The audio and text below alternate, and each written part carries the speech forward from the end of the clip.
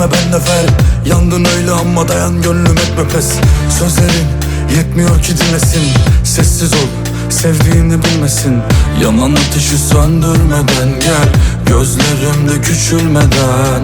Kırılan kalp körelmeden gel, sabrım beni döndürmeden.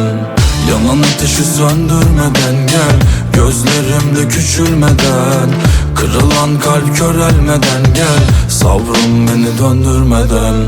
Avare gönlüm rüyalarda elbet yer bulacak.